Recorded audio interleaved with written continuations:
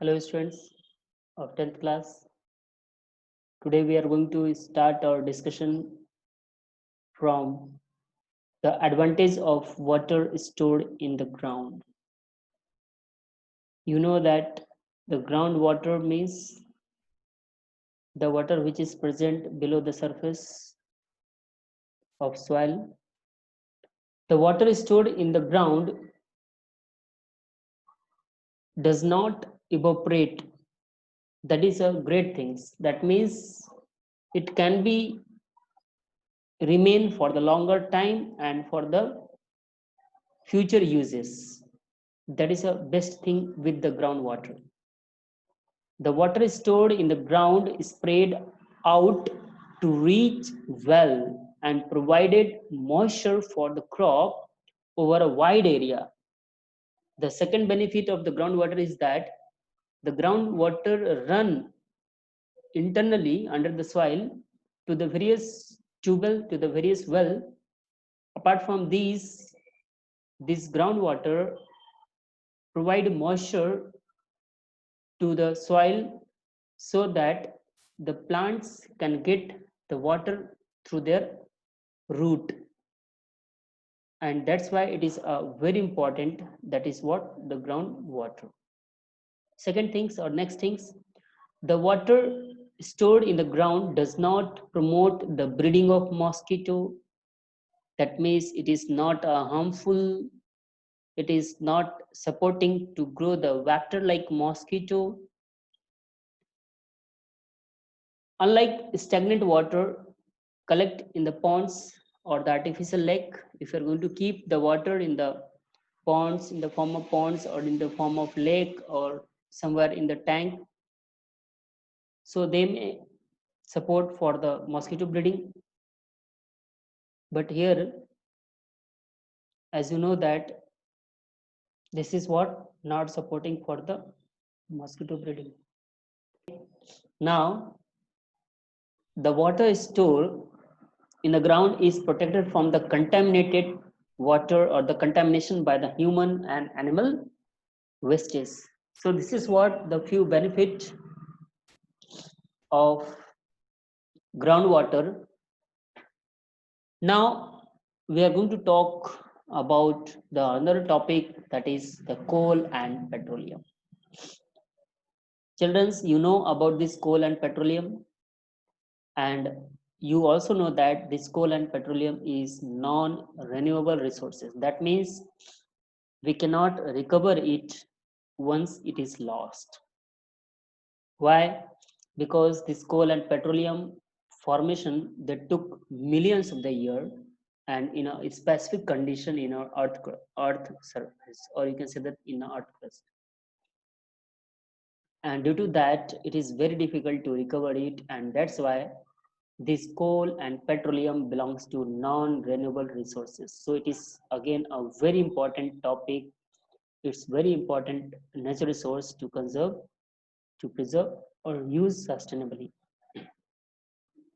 Coal and petroleum are fossil fuel found in the earth crust. They are non-renewable and exhaustible resources.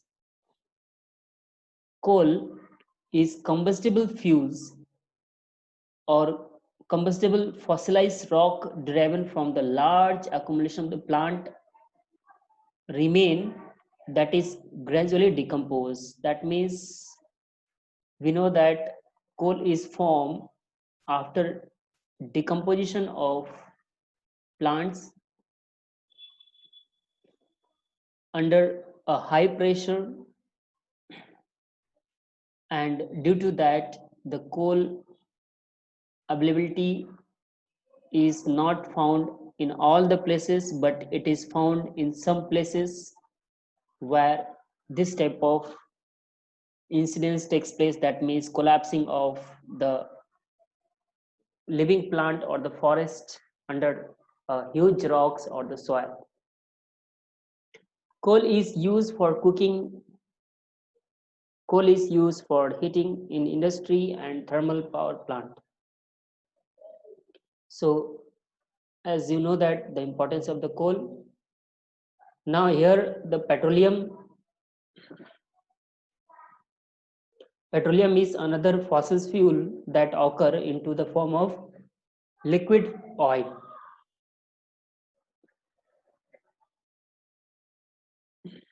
It has been found in the past about the 10 to 20 crore year old. It is going to form about 10 to 20 crore year ago from plant and animal remain and occur in the form of minerals oil in the sedimentary rock.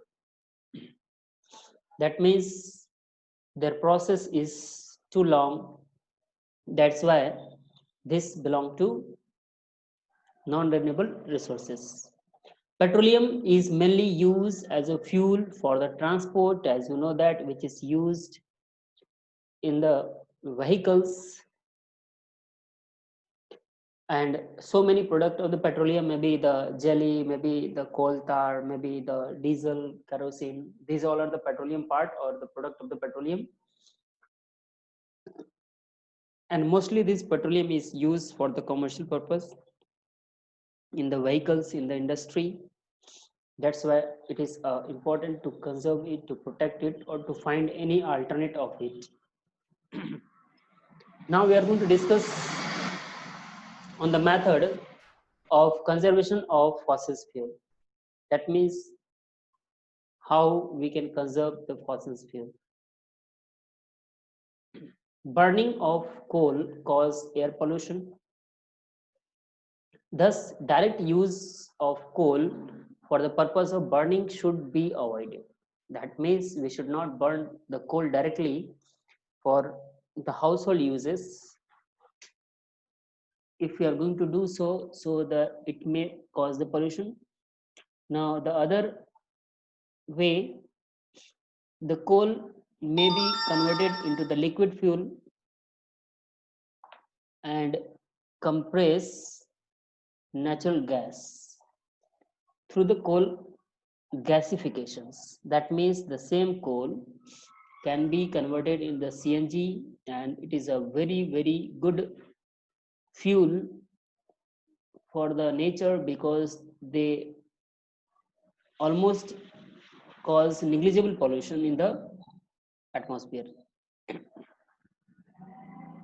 The technique should be developed to recover maximum fossil fuel that lies in deep mines and as well. Wastage during extraction and transportation should be avoided. That means if the fossil fuel used to transported, used in the industry, used in the vehicles, so their wastage must be avoided at the even at the site of production. Both oil well and the coal mines are prone to catch the fire. Therefore, these should be well protected from the fire to avoid the wastage, pollution, and loss of the life and property. That means both oil wells and the coal mines are the prone to catch the fire. So if there is any mines for the coal petroleum, so that area is very risky or sensitive to catch the fire. Therefore, this area require a special protection so that we can prevent the wastage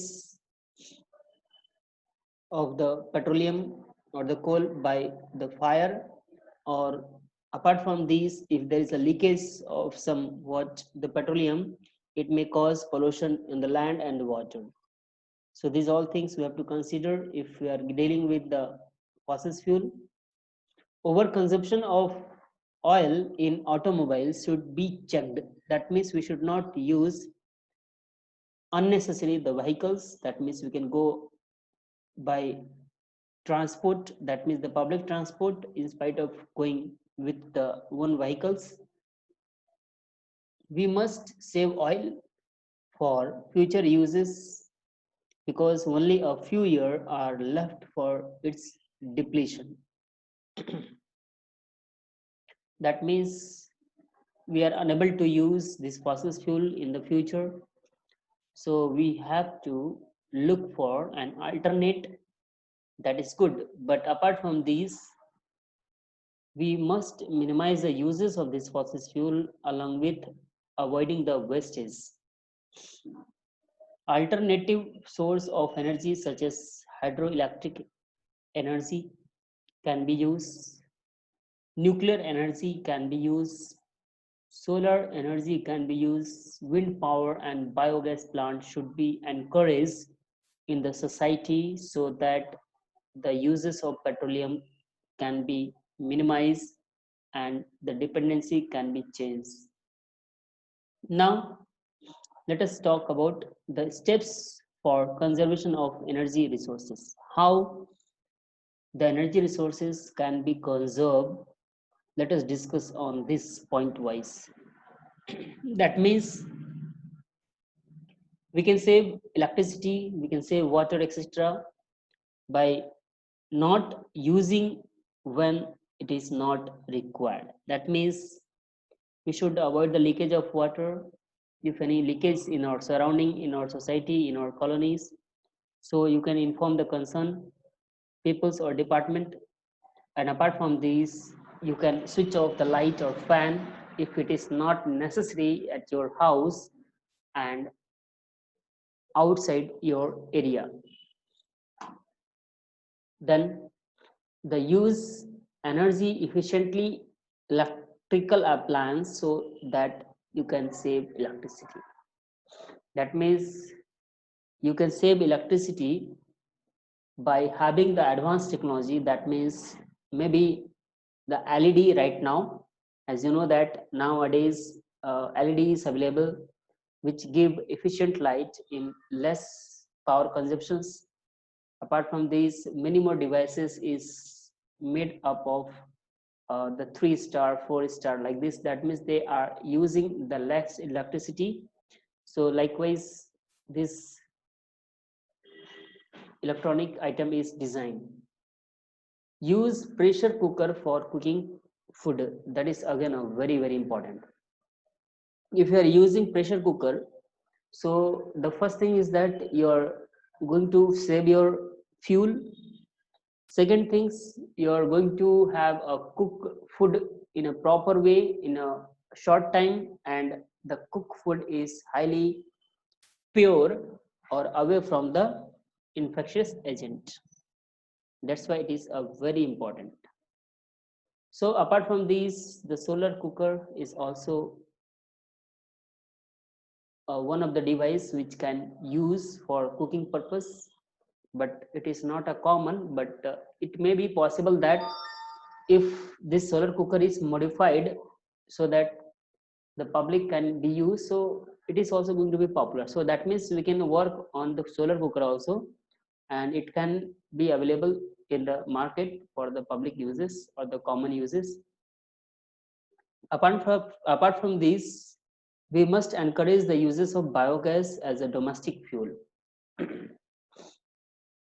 That means biogas which can be easily produced by having a simple setup, but this simple setup must be fitted or encouraged by the government or the colonies or the society member. And it is very easy setup. One setup is required, but the same setup can be useful for the household, and in this way we can minimize the dependency on the outsource of the electricity or outsource of the fuel.